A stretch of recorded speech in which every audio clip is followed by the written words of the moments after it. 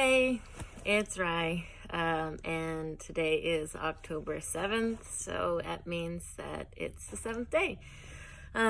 Almost a week of just chatting and journal entering.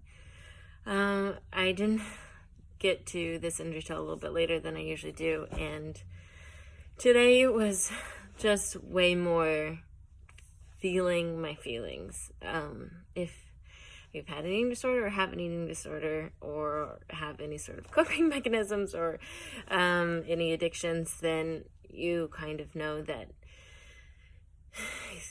you go to your things when a day is tough or feelings are kind of overwhelming. And today I had some work stuff go on and just personally feeling frustrated with things and emotional and stressed about work dynamics and trying to manage my team's expectations and their morale and their work with each other, and my own hopes of an opportunity to transition to a more north location. All it came down to that I had this moment in the cafe when I was working that I just knew that I wanted to eat every croissant that was available. I wanted to escape from my feelings. I didn't want to be feeling anxious. I didn't want to be feeling overwhelmed. I didn't want to be feeling sad. I didn't want to be feeling frustrated. I could feel them bubbling to the surface, and I was just I just wanted to eat something, and I just wanted to escape from it. And I tried to really force myself to stay present and to acknowledge, you're just feeling feelings, and that's okay, and they're good, and you should just acknowledge them, because otherwise you'll stuff them down or ignore them, and they're still going to be there, and they'll come back later. And so I found myself eating through my snacks that I packed and my lunch, and I just had gotten to a point where I'd eaten my yogurt and my protein bar and my granola and things, and it was 11 o'clock, and I was just I'm inching into that dangerous territory where I just know that if I don't stop and take a moment, or if I don't acknowledge my feelings, or take a walk or get a grasp on things, this is a trigger. This can just feel overwhelming, and it's hard because it's just like I said, it can be at a moment's notice. I can be having a good 6 days and it can feel pretty manageable, and I don't know if tonight I could still binge and purge, or I could just start feeling really anxious. And there's that bit about having this disorder or this mental illness or fighting with anxiety or having this coping mechanism for so many years, a decade plus, that as I've grown up too, it's what I'm used to. It's how I'm used to responding to things.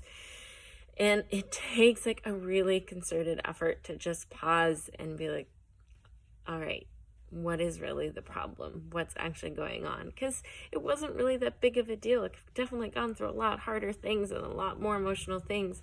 This was just some, a combination of just a lot of frustrations and also hopes of having more of the job that I was looking for with the company that I'm with now, and being more in the location that I was hoping to be in. And I just was having a lot of feelings, and I wanted things to be different, and I wanted things to be better, and I tried to make those changes, and ultimately I had to accept that this wasn't it. This wasn't going to be the moment that changed it, and it's not going to be the right position, but it'll come, and it's just not right now. And part of it is just the impatience I have with life of wanting things to always be better. And I think that comes too with having an addiction and having this mental illness of you're just always hoping that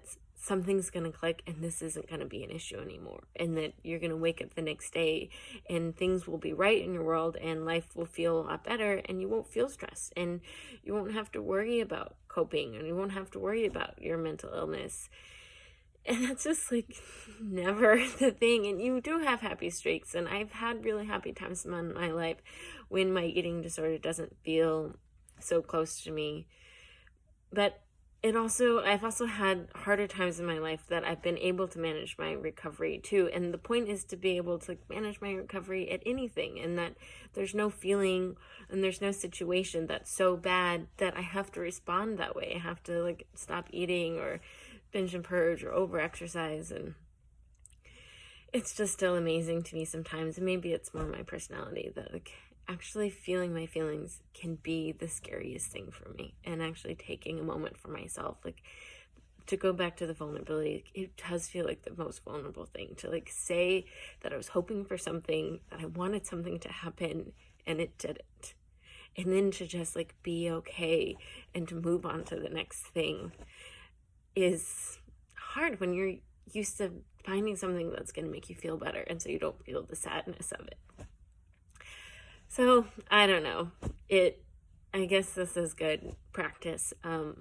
But if you're having a hard time feeling your feelings, I get it. It was a saying we used a lot in group therapy when I went through my recovery program. You just got to feel your feelings.